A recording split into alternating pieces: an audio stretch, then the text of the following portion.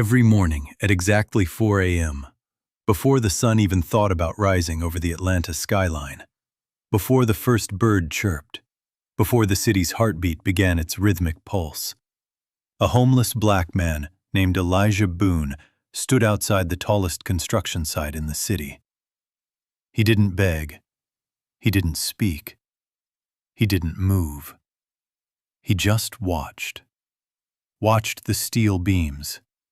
Watched the concrete. Watched the workers who hadn't arrived yet. And on the 47th floor of the glass tower across the street, billionaire developer Marcus Sinclair, a man worth $3.2 billion, a man who owned half of downtown Atlanta, a man who hadn't shed a tear in 20 years, watched him back through the tinted window of his penthouse office. For 37 straight mornings, the same man, same spot, same silence, same patched-up brown coat, same leather toolbox at his feet, cracked and worn, but polished like it mattered. On the 38th morning, Marcus Sinclair did something he had never done in his entire career. He put on his coat, took the private elevator down 47 floors, walked across the empty street in the freezing dark, stopped 3 feet from the homeless man, and asked one question that would unravel his entire life. "Who taught you to stand like that?" The homeless man turned his head slowly. His eyes were clear. His voice was steady. And what he said next would force Marcus Sinclair to tear apart his own company, expose a 20-year-old crime, and confront the ghost of the mother he had spent his whole life trying to forget. Because Elijah Boone wasn't just a homeless man watching a construction site. He was the man who built it. Marcus Sinclair had a rule. 3 rules, actually. Rules he lived by. Rules he built his empire on. Rules that were carved into the marble wall behind his mahogany desk in gold leaf lettering that cost more than most people's cars. Rule number 1. Numbers don't lie. People do. Rule number 2. Sentiment is the enemy of scale. Rule number 3. If you can't measure it, it doesn't exist. These 3 rules had made him the youngest African-American billionaire on the East Coast. These 3 rules had built the Sinclair Group, a real estate development empire with over 400 properties across 11 states. These 3 rules had put his face on the cover of Forbes magazine 3 years in a row. And these 3 rules had also cost him his marriage, his relationship with his younger brother, and any semblance of joy in his life. But Marcus didn't mind. Joy wasn't a metric. Joy couldn't be quantified. Joy didn't show up on a balance sheet. At 52 years old, Marcus stood 6'3", kept his beard trimmed to exactly 1/8 of an inch, wore charcoal Tom Ford suits Monday through Friday, and drank the same black coffee, no sugar, no cream, every morning at 5:15 a.m. sharp. His routine was mechanical, predictable, perfect, until the man in the brown coat showed up. The first time Marcus saw him, it was a Tuesday, October 14th. Marcus was standing at the floor-to-ceiling window of his corner office in the Sinclair Tower, sipping his black coffee, reviewing the construction progress of his newest project, the Meridian Heights, a 52-story luxury residential tower that would, upon completion, be the most expensive residential building in the state of Georgia. He glanced down at the construction site across the street, and there he was, an older black man, maybe 60, maybe older, standing perfectly still on the sidewalk, watching the empty construction site. It was 4:47 a.m. The workers wouldn't arrive for another hour and 13 minutes. But this man, This stranger was already there. Marcus didn't think much of it. Homeless men were part of the Atlanta landscape, part of any city's landscape. He turned back to his laptop, opened his email, and forgot about him. Until the next morning. There he was again. Same spot, same coat, same toolbox at his feet. And the morning after that. And the morning after that. By day 7, Marcus was intrigued. By day 14, he was curious. By day 21, he was obsessed. By day 37, he couldn't take it anymore. He called down to the security office. The old man across the street, the one in the brown coat. What's his story? The security chief, a former Marine named Big Ray, cleared his throat.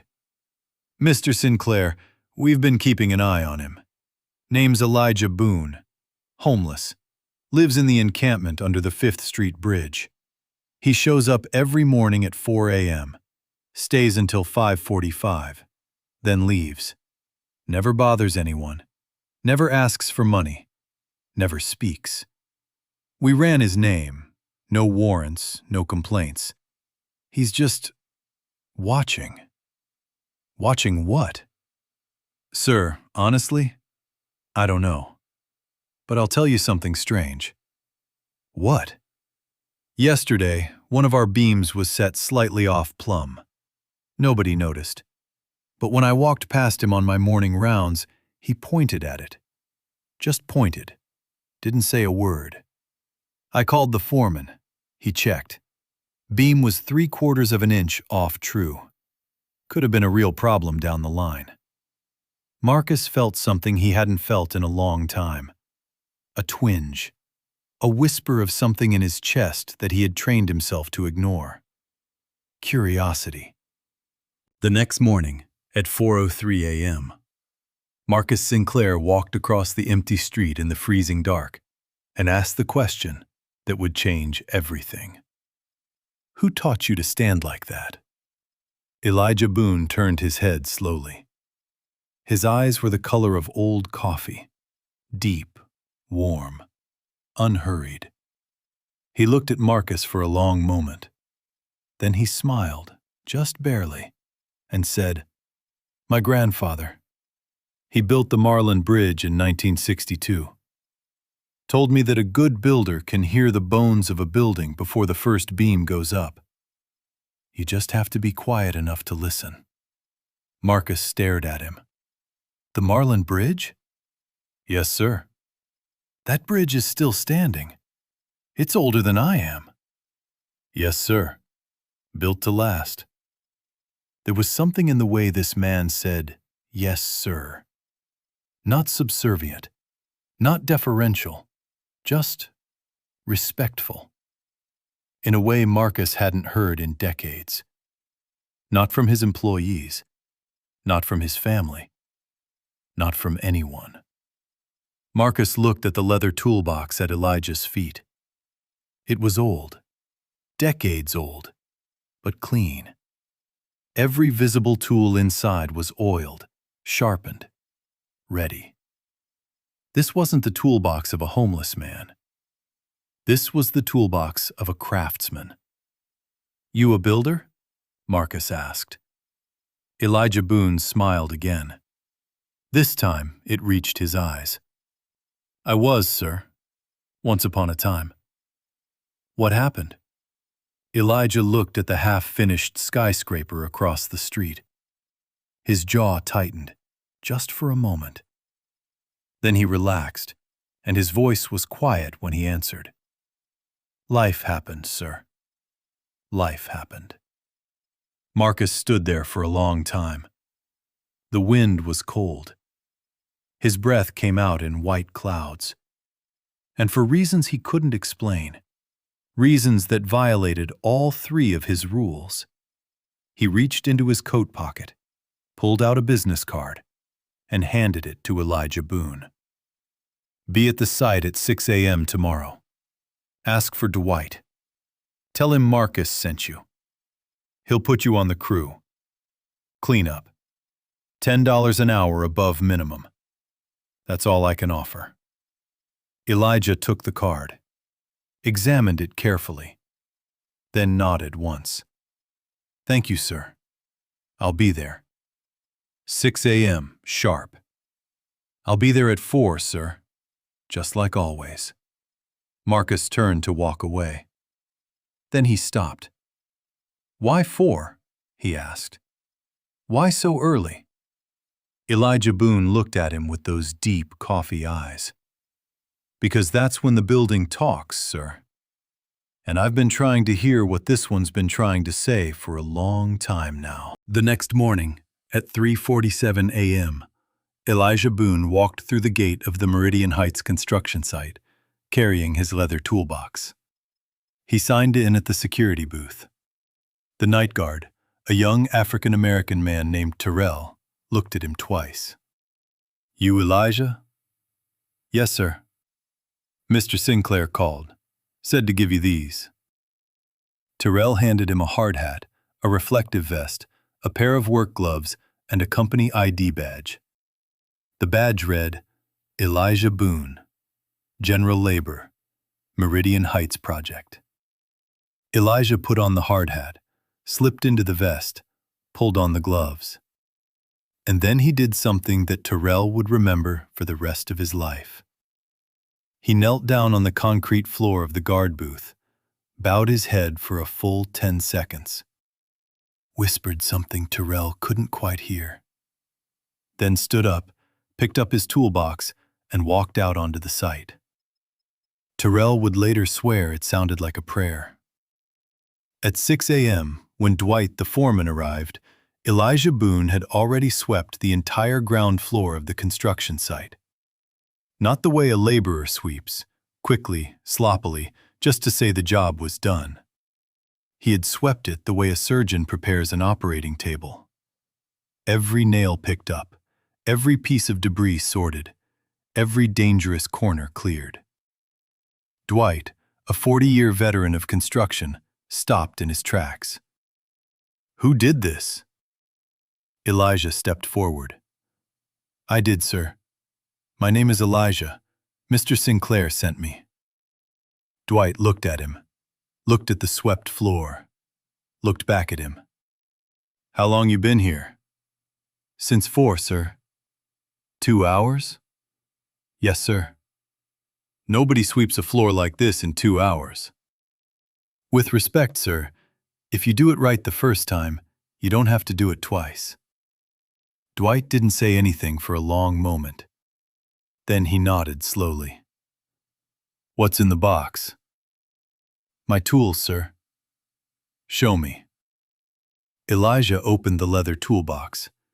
Inside was a collection of hand tools that made Dwight's jaw actually drop.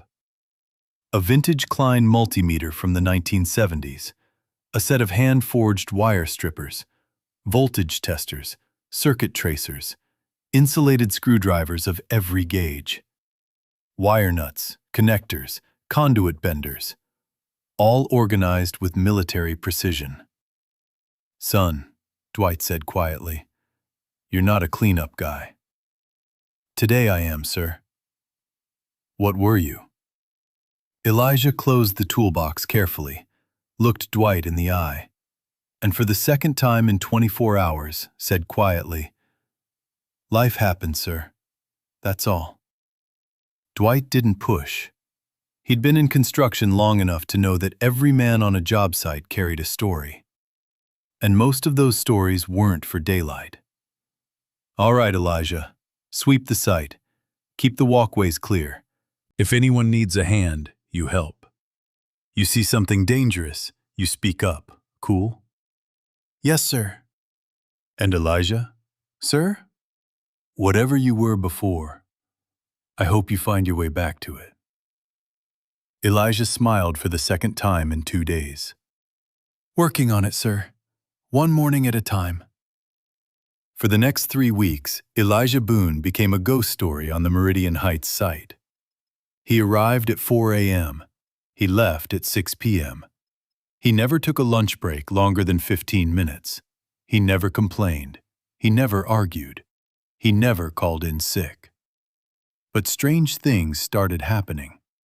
On day 4, Elijah noticed that the electrical conduit on the 7th floor was routed too close to a water main. He mentioned it to Dwight.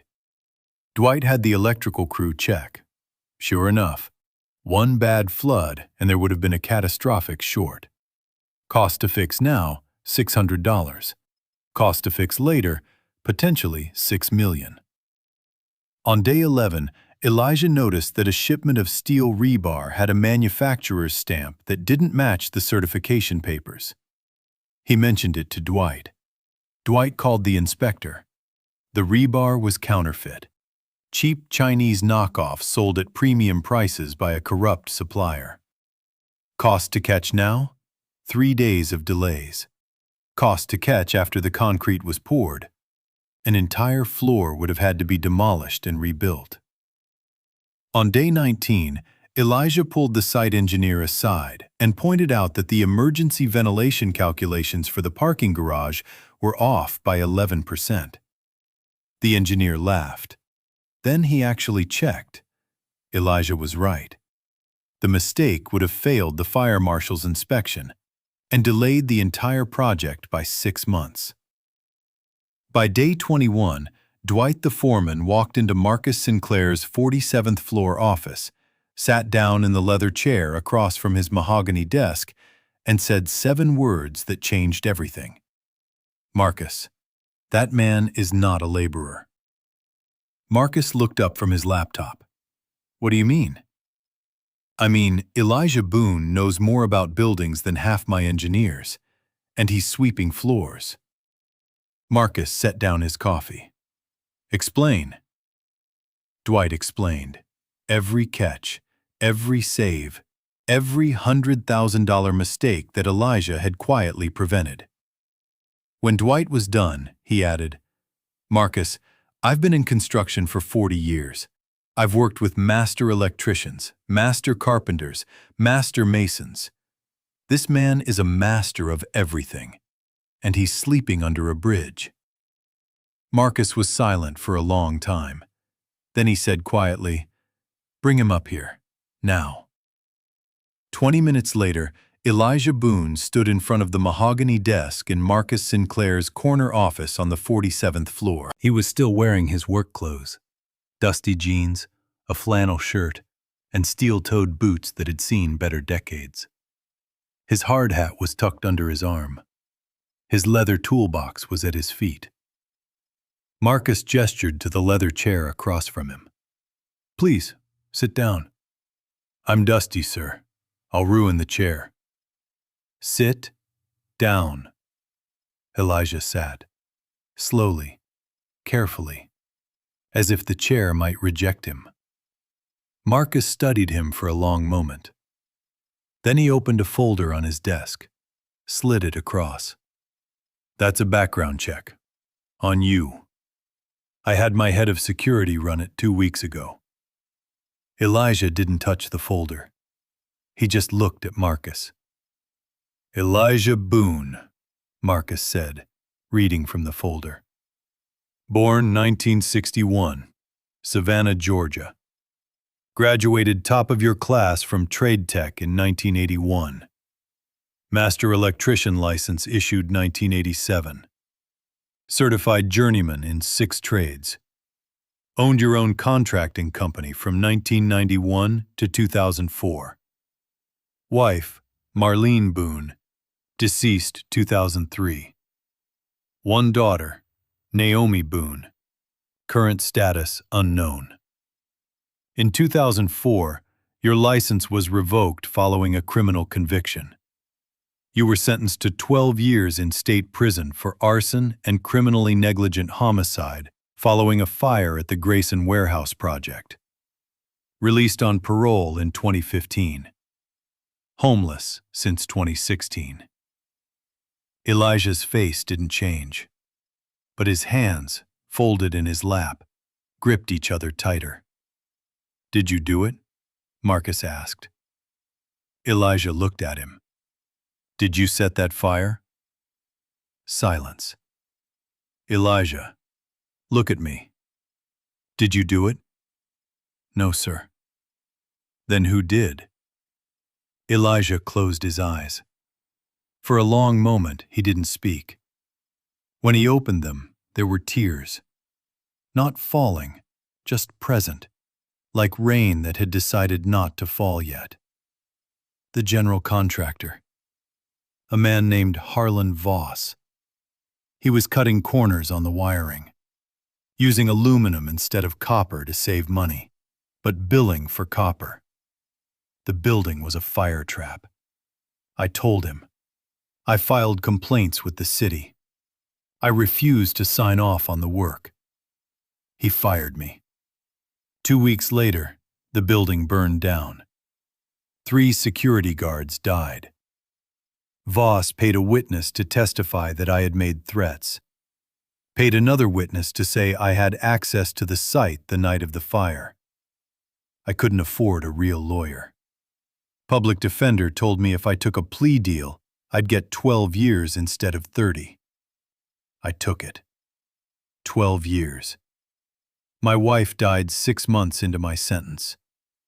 My daughter grew up thinking her father was a murderer. I got out in 2015. Nobody would hire me. Nobody would rent to me. I lost my house. I lost my truck. I lost my tools. Except this one. He nodded to the leather toolbox at his feet. This one was my grandfather's. I kept it hidden at my uncle's house. He gave it to me the day I got out. Marcus was silent. For 11 years, sir, I've been living under bridges and in shelters. But every morning I walk to a construction site and I stand and I watch. Because that's who I am. That's who I was raised to be, a builder. Even if the world doesn't let me build anymore, I can still watch. I can still hear the bones of a building. That's my grandfather's gift to me, and nobody can take that away. Marcus stared at the man across from him. He thought about his own mother, Rosalind Sinclair, dead now, 22 years. A woman who had cleaned houses for white families in Buckhead for 32 years to put him through college. A woman who had told him over and over again, until it became a rhythm in his head. Baby, the world will try to make you cold. But cold men build cold houses, and nobody wants to live in a cold house. Marcus had forgotten that rule. He had forgotten it the day he closed his first $100 million deal. He had forgotten it the day he divorced his wife because she wanted him home for dinner. He had forgotten it the day he stopped calling his little brother Terrence. But sitting across from Elijah Boone, in that dusty flannel shirt, with those tears that wouldn't fall, Marcus Sinclair remembered. Elijah, he said quietly, I'm going to ask you something, and I need you to tell me the truth. Yes, sir. The Grayson Warehouse project. Do you remember the developer? The company that hired Harlan Voss? Elijah nodded slowly. Yes, sir. I remember. Small development firm, just getting started at the time. Owned by a young man. Aggressive. Cutthroat. Would do anything for a deal. Do you remember the name of the company? Elijah looked Marcus straight in the eye. Yes, sir. I remember. Sinclair Development Group. Your company, sir. Before you changed the name. Marcus closed his eyes. He remembered too. Marcus Sinclair didn't go home that night. He sat in his corner office on the 47th floor, alone, with the lights off, staring at the Atlanta skyline as it glittered like broken glass beneath him. On his desk was a single manila folder, 22 years old, coffee-stained on the corner. Grayson Warehouse Development, Sinclair Development Group, 2003 to 2004. He had ordered his archivist to pull it from the storage warehouse in Marietta. It had taken 4 hours. When it finally arrived, Marcus had held it in his hands for a full 6 minutes before he could open it.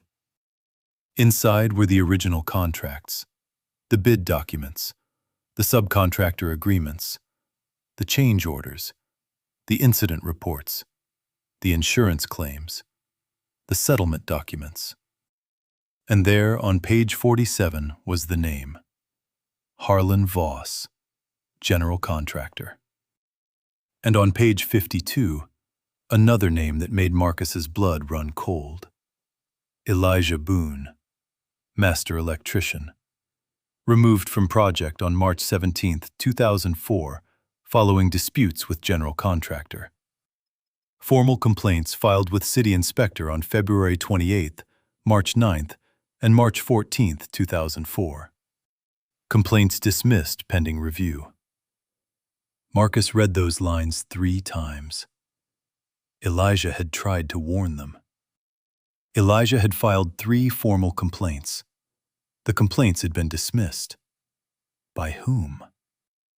Marcus flipped the page, and there, at the bottom of the incident review, was a signature that stopped his heart. Reviewed and dismissed by Marcus Sinclair, Principal. He didn't remember signing it. He didn't remember reading it. He was 28 years old at the time, closing his first big deal, drunk on ambition, signing whatever his lawyers put in front of him. But there it was, his signature, in his own handwriting. He had killed those 3 security guards, not with a match, but with a pen. Marcus stood up so quickly that his chair rolled backwards and hit the wall. He walked to the window, looked down 47 floors at the empty street where a homeless man in a brown coat had stood for 37 mornings. And Marcus Sinclair, the man who hadn't cried in 20 years, put his forehead against the cold glass and wept. The next morning at 4 a.m., Marcus Sinclair was already standing on the sidewalk when Elijah Boone arrived at the construction site.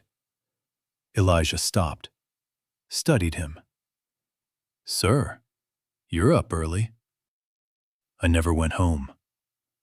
"That's so." "Elijah, I need to tell you something, and I need you to hear me. Really hear me." Elijah set his toolbox down carefully, folded his hands in front of him, and waited. Marcus took a deep breath. His voice, when he spoke, was not the voice of a billionaire. It was the voice of a 52-year-old son of a cleaning lady from Buckhead, Atlanta. "I signed the paperwork that dismissed your complaints 22 years ago. I didn't read them. I didn't investigate. I signed whatever my lawyers put in front of me, because I was young and greedy, and I wanted to close the deal. 3 men died because of a fire that you tried to prevent, and you went to prison for 12 years because I dismissed your warnings." Elijah didn't say anything. "I can't give you back those 12 years. I can't give you back your wife. I can't give you back your daughter's childhood. I can't give you back your license. I can't give you back your house. I can't give you back anything I took from you."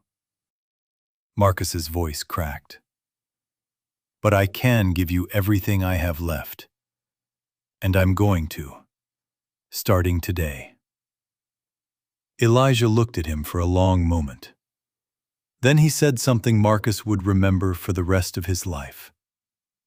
"Sir, my grandfather used to say something. He said, 'The man who admits he was wrong has already started to become right.' You just started, sir. That means something. It's not enough, Elijah. No, sir, it's not. But it's a start. And starts matter." Marcus wiped his eyes with the back of his hand. He wasn't ashamed of the tears. He wasn't ashamed of anything anymore. "Elijah, I'm going to hire the best attorney in the state of Georgia. Her name is Denise Whitfield. She's going to file a motion to vacate your conviction. She's going to reopen the investigation into Harlan Voss. She's going to make sure your name is cleared and your license is restored. I'm going to pay for everything. And I'm going to find your daughter, Naomi. I'm going to find her. And I'm going to tell her the truth about her father. Elijah's hands were shaking now. Sir, that's a lot. It's not enough, Elijah. Sir, and when your name is cleared, and it will be, I want you to come work for me. Not as a laborer, as a partner. Sinclair Boone Development. 50% equity in a new subsidiary that builds affordable housing in the neighborhoods this city has forgotten. That's what I'm offering you. That's my promise. Elijah Boone stood on the sidewalk in the freezing dark with a leather toolbox at his feet and dust on his flannel shirt. And he wept. Not the dignified, held-back tears of a proud old man, but the deep, shuddering sobs of a father who had lost a daughter, of a husband who had buried a wife, of a builder who had lost 12 years of his life. Marcus Sinclair, billionaire, mogul, master of numbers, stepped forward and hugged him. And that was how the sun came up on the Meridian Heights construction site on that cold October morning. Two black men, one in a Tom Ford coat, one in a dusty flannel shirt, both weeping, both, finally, home. Denise Whitfield had a corner office on the 24th floor of the Peachtree Legal Center. She was 59 years old, wore reading glasses on a beaded chain around her neck, and had a reputation as the most dangerous defense attorney in the state of Georgia. She had never lost a wrongful conviction case. When Marcus Sinclair walked into her office at 9 a.m. with a manila folder tucked under his arm, she looked up from her desk and raised one eyebrow. Marcus Sinclair. To what do I owe the honor? Denise, I need your help. With what? I need to unruin a man's life. Denise Whitfield set down her pen, leaned back in her chair, folded her arms. Sit down. Tell me everything. For the next 3 hours, Marcus told her everything. The Grayson Warehouse project, the dismissed complaints, his signature at the bottom of the review, Elijah Boone's conviction, the 12 years in prison, the lost daughter, the lost wife, the lost home, and the 11 years standing in front of construction sites at 4 a.m. When he was done, Denise Whitfield was silent for a long moment. Then she said quietly, Marcus, do you understand what you're doing? Yes. You're not just clearing this man's name. You're admitting your own liability. You could be sued. You could be criminally charged. You could lose everything you've built. Denise, I already lost everything I've built. I lost it the day I signed that piece of paper. I just didn't know it until yesterday. Take the case. Denise Whitfield picked up her pen, opened a legal pad, began to write. I'll take the case. But Marcus, this is going to be war. Harlan Voss is still a powerful man. He's on the board of 3 companies. He has friends in the DA's office. He's going to fight this. Good. Let him fight. I want him to fight. I want the whole world to see what he did. And your role? I'll testify. I'll turn over every document. I'll pay every legal fee. I'll do whatever it takes. Denise Whitfield smiled, just a little. You know, Marcus, in 32 years of practicing law, I've never had a billionaire walk into my office and ask me to destroy him. Then I guess I'm your first. You're my first. Naomi Boone was 31 years old. She lived in a small apartment in Charlotte, North Carolina, worked as a pediatric nurse at Novant Health, and hadn't spoken to her father in 21 years. She had been 10 years old when her father was arrested, 11 when he was sentenced, 11 when her mother died of a heart attack that the doctors said was caused by grief, but Naomi always suspected was caused by shame. She had grown up in foster care. She had graduated from nursing school on scholarship. She had built a life, a good life, a quiet life. And she had made a decision, somewhere around age 19, that her father, Elijah Boone, convicted arsonist, convicted killer, did not exist. Until the private investigator knocked on her door on a Tuesday evening in November. His name was Cornelius Baxter. He was a heavy-set black man in his 60s, wearing a rumpled brown suit and holding a business card that read, Whitfield and Associates, Legal Investigations. Ms. Naomi Boone? Yes? My name is Cornelius. I work for Denise Whitfield. She's an attorney in Atlanta. I need to speak with you about your father. Naomi's face went cold. I don't have a father. Ma'am, please, just hear me out. 10 minutes. You have 5. Cornelius sat on the edge of her couch, opened his briefcase, handed her a folder. Ms. Boone, your father did not set that fire. He tried to stop it. He filed 3 formal complaints with the city inspector. All 3 complaints were dismissed by a young developer named Marcus Sinclair, 22 years ago. That developer is now a billionaire. 2 months ago, he found your father living under a bridge in Atlanta. He hired him. Then, he discovered his own role in your father's conviction. He has hired the best attorney in the state to clear your father's name. He has paid for a private investigator to find you. That's me. Your father does not know I'm here. Mr. Sinclair asked me to come. Naomi Boone's hands were shaking. She was crying. She didn't know when the tears had started. He didn't do it? No, ma'am. He didn't do it. And we have the evidence to prove it. Where is he? Atlanta, ma'am. Right now, he's on a construction site, sweeping floors. But by the end of next year, if things go the way we hope, he'll be a full partner in a new development company. And his license will be restored. And his name will be cleared. 21 years, Naomi whispered. 21 years. I thought he was... I know, ma'am.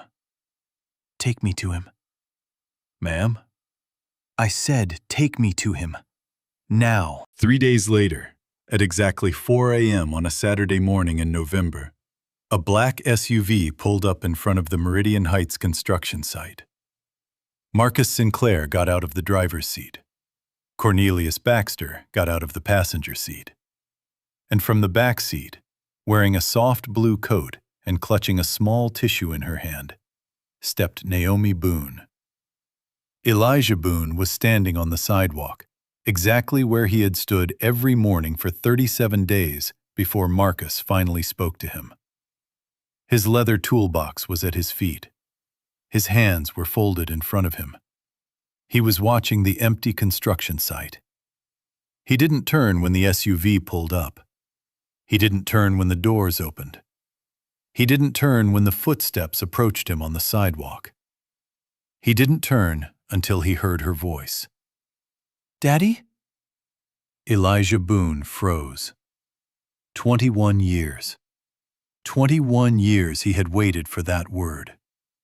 21 years he had rehearsed 1,000 things he would say. 21 years he had prayed every single night for the chance to see her face one more time. And now, standing on a sidewalk in Atlanta at 4 a.m., in a brown coat with a leather toolbox at his feet, Elijah Boone slowly turned around. His daughter, his baby girl, his Naomi. She was 31 years old. She had her mother's eyes, her mother's cheekbones, her mother's mouth. She was crying. She was beautiful. Elijah Boone opened his mouth, but no words came out. He just opened his arms, and Naomi Boone, pediatric nurse, 31 years old, 21 years of grief, ran across the sidewalk and threw herself into her father's arms. They stood there in the freezing dark for a long, long time, neither of them speaking, both of them weeping. Marcus Sinclair stood off to the side, looking away, giving them their moment. Because some moments are not meant to be watched. Some moments are meant to be honored. The motion to vacate Elijah Boone's conviction was filed on December 14th. The hearing was set for February 22nd. In the weeks between, Denise Whitfield built the most airtight case of her career. She subpoenaed the original city inspector reports. She tracked down 2 former employees of Harlan Voss who had witnessed the aluminum for copper substitution. She hired a forensic fire investigator who examined the archived evidence and concluded, 22 years later, that the fire was almost certainly caused by faulty wiring, not arson. And Marcus Sinclair turned over every document, every email, every internal memo from the Sinclair Development Group's 2004 archives. He testified for 6 hours in a pre-trial deposition. He named names. He confessed his own negligence. He put his entire empire on the line. The trial itself lasted 3 days. On the 3rd day, the judge, the Honorable Amara Douglas, a 68-year-old African-American woman who had presided over the Fulton County Superior Court for 31 years, read her ruling. After careful review of the evidence presented in this case, including previously unavailable documentation, forensic reanalysis of the original fire, and sworn testimony from multiple credible witnesses, this court finds that Elijah Boone did not commit the crimes for which he was convicted in 2004. His conviction is hereby vacated. His record is expunged. His electrical license is ordered restored, effective immediately. And the court further finds that Harlan Voss, the former general contractor of the Grayson Warehouse project, is to be referred to the district attorney's office for immediate criminal investigation, including, but not limited to, perjury, witness tampering, insurance fraud, and criminally negligent homicide. The gavel came down. The courtroom erupted. Elijah Boone sat in his chair at the defense table. He was wearing a new suit, the first new suit he had worn in 22 years. Marcus Sinclair had bought it for him. He didn't stand up right away. He just sat there, staring straight ahead, with tears running down his face. Then Naomi, from the front row of the gallery, reached over the railing and put her hand on his shoulder. And Elijah Boone stood up. He walked to the judge's bench, nodded once, then walked out of the courtroom into the Atlanta sunlight. A free man, a cleared man, a licensed man, for the first time in 22 years. Outside the courthouse, Marcus Sinclair was waiting. He had a set of keys in his hand. Elijah? Marcus. There's a house in Buckhead, a small one, 3 bedrooms. It's yours. Fully paid for. Deeds in your name. Furniture's already inside. And Naomi has the 2nd bedroom if she wants it. Elijah looked at the keys. Marcus, this is too much. No, it's not. It's not even close to enough. Elijah Boone took the keys. And then he did something unexpected. He handed his leather toolbox to Marcus Sinclair. "Sir, I want you to keep this." "Elijah, I can't. That was your grandfather's." "Sir, my grandfather told me something else before he passed. He said, when a man gives you back your life, you give him something that means more than the life he gave you. This toolbox is that thing, sir. It's been with me through the worst years of my life, and I want it to sit on your desk, so that every morning when you come into work, you remember." "Remember what?" "Remember that cold men build cold houses, sir, and nobody wants to live in a cold house." Marcus Sinclair took the leather toolbox with both hands. He couldn't speak. He just nodded. On March 1st, Sinclair Boone Development officially opened its doors. The company's first project was announced on the same day: the Rosalind Homes, named after Marcus Sinclair's mother. A 200-unit affordable housing development in the historically black neighborhood of West End, Atlanta. Every unit would be sold to black families earning below the median income. Every unit would be built to luxury specifications: hardwood floors, energy-efficient appliances, solar panels on the roof. Every unit would be sold at cost, with no profit margin. The total investment? $87 million. The total profit for Sinclair Boone Development? $0. At the ribbon-cutting ceremony, Marcus Sinclair stood at the podium in front of 200 families, 40 local politicians, 60 journalists, and one very quiet, older black man in a new suit standing at the back of the crowd. "My mother," Marcus began, "was a cleaning lady from Buckhead. She raised me and my brother on her hands and her knees, scrubbing floors for white families who barely knew her name. And she told me something, every single day of my childhood, that I forgot for 22 years. He looked out at the crowd. She said, 'Cold men build cold houses, and nobody wants to live in a cold house.'" He paused. His voice was steady. "For 22 years, I built cold houses. I built them fast, and I built them tall, and I built them expensive. I forgot my mother's rule. I forgot who I was, and I hurt people. I hurt a good man named Elijah Boone. I hurt his wife. I hurt his daughter. I hurt 3 security guards who died in a fire I could have prevented. I hurt this city, and I hurt myself." He gestured to the back of the crowd. "The man standing at the back of this crowd is Elijah Boone, my partner, my friend, and the reason this company exists. He spent 11 years living under a bridge because I signed a piece of paper without reading it. He forgave me. I don't deserve his forgiveness, but he gave it to me anyway. And now, together, we are going to spend the rest of our lives building warm houses. Houses that families can afford. Houses that last 100 years. Houses that our grandchildren will still be living in when we are gone." He raised the ceremonial ribbon-cutting scissors. "The Rosalind Homes, in memory of my mother, and in honor of every mother who ever cleaned a house she couldn't afford to live in." The scissors closed. The ribbon fell. The crowd erupted in applause. Elijah Boone stood at the back of the crowd, next to his daughter Naomi.